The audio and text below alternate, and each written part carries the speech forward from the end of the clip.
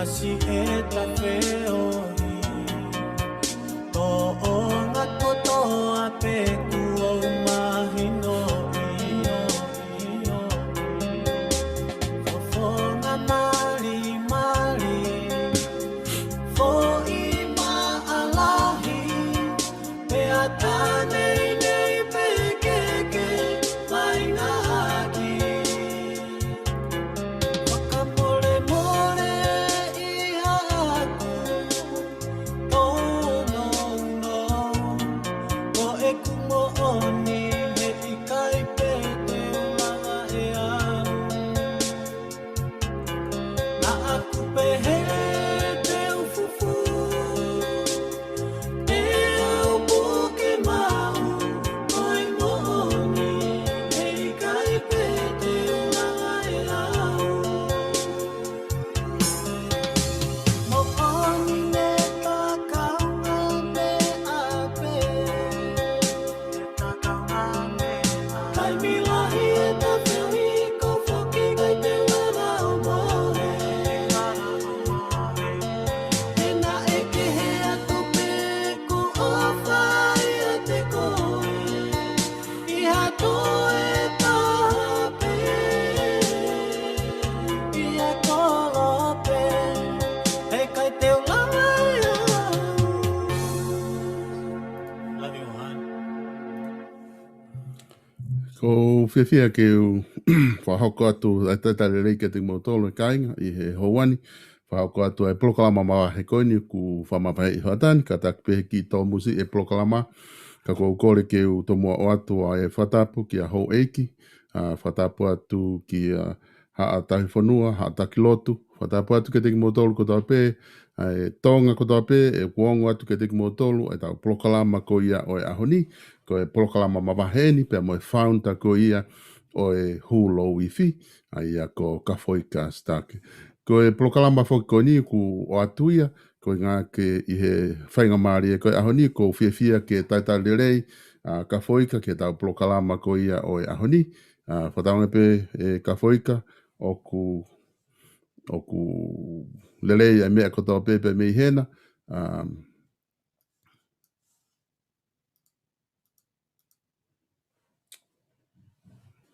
ko tui tama o ku ki motu mai laine a Kafoika, ka mō ka takpe ka to ki whainga ki uhanga o konete ki a koneki ki a Kafoika, ke usio ngepe ku o hange ka te au motu mai ne laine I he tainimi, ka e wata ki whai hiwa petaha ka o ki whainga ki o koneki ki a Kafoika.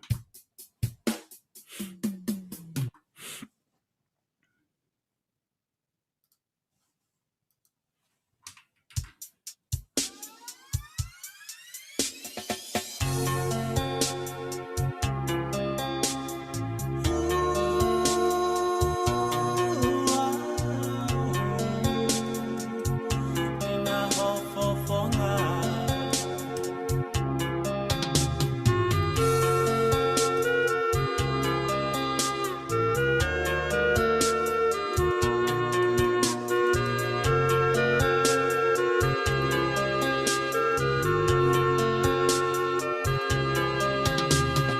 Lava e ni e tau Asi e ta whioi Tō o ngā kotoa pe ku o mahino io Whawhonga mali mali Fo I maalahi Pe a tānei nei pe keke mai ngā haki Whakamore more I haaku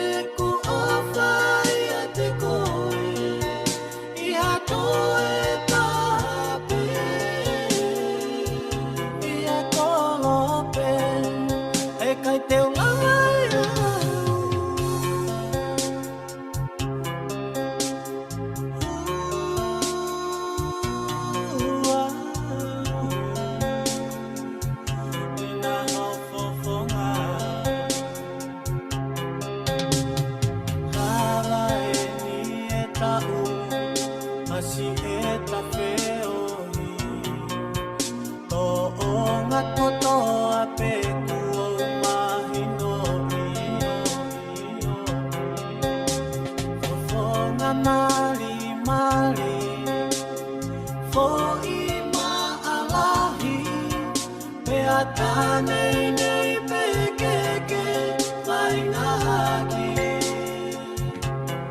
Wakamole mole ia aku Tono no Ko e kumooni e ikai pete langa e au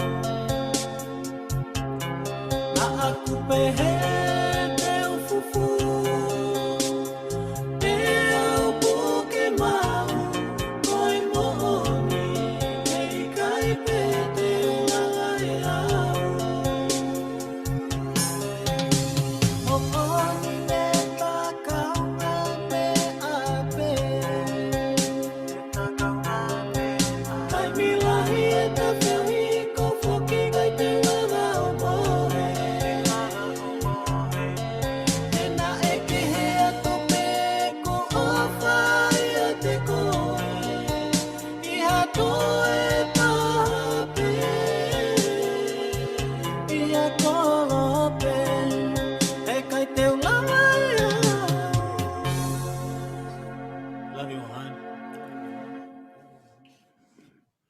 Malapita tau ke i tari pe kia ka whaika ke huma ke laine. Whamalola he atuke te motolu kumo o si huma ki lotoni. Tau whataonge pe e ngāwele lei mai laine me Sacramento ke lava o whakahoko mai e tau prokalama kai ahoni. Nā o si huma pe ki lotoni ka whaika ka ko hingana ki e te aima ki Palparema. Whatakinikare nā te hoko ke ne laine te motu ai. Aku tau ke tai tari pika ate e foi hiva ko ni ke tau tai tari aki pe ko ngā ka tau tui pe e wawene pe ane mao mai ki loto pe tau kamatarema.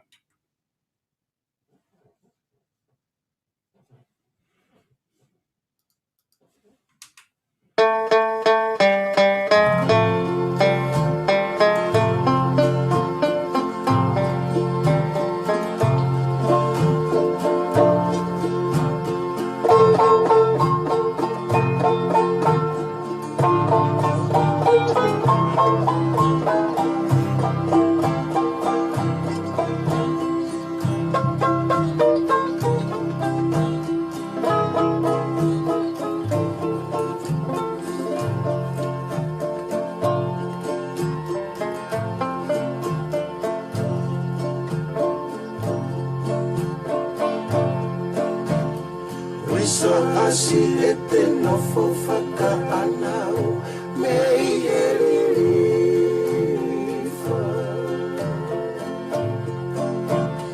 Kai kane tō pilisi e te hori kisi o tō whika.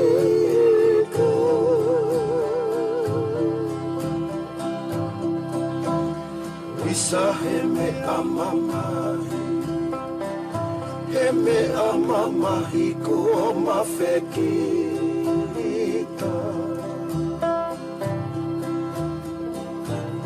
Auhia iho o mana Tusi o tusi na kolekina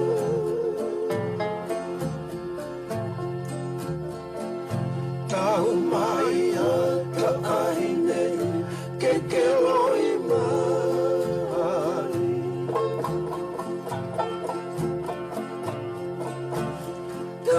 Foki e sinonia ohe I mamani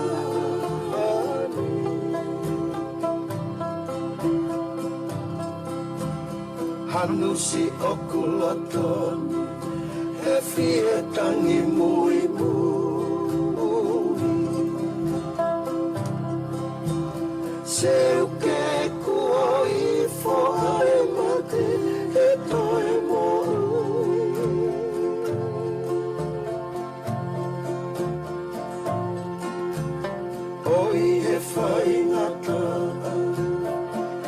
He whaingata aku o mawhepa aki Kai ni ka mea ai moini O whakalau ki mui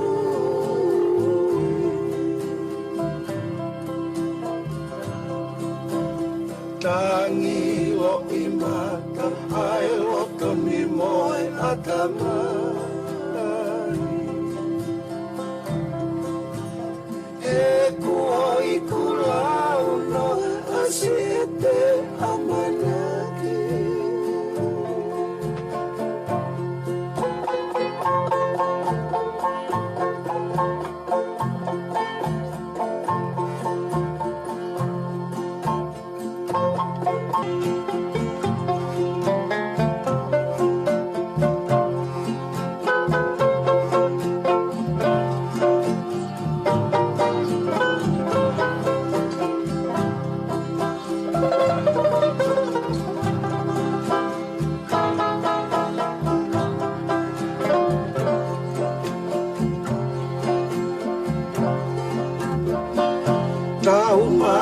ata ahine ke ke loi mai kai foke sinonia ohe I mama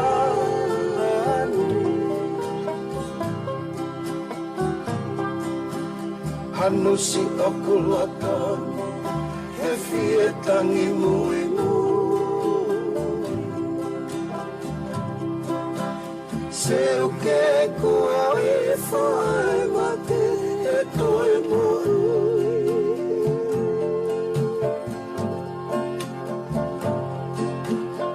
oi he fai ngata aku o mawhepati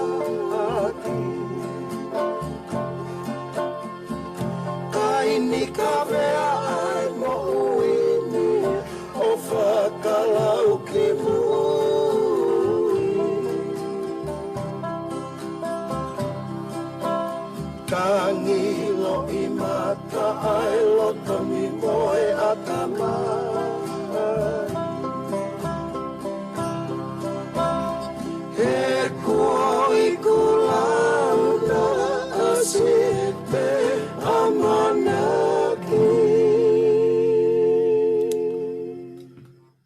Malo pito, koe taimi o se miniti e tolu pe mi he ua, mo kataki whamone kainga kei ki o ku whahako mai ka whoika ku ki whainga tāmaki e me ngāwe, kei ki lawa ke konekile rei, ke lawa whahoko e ma plokalama ko i e ahoni.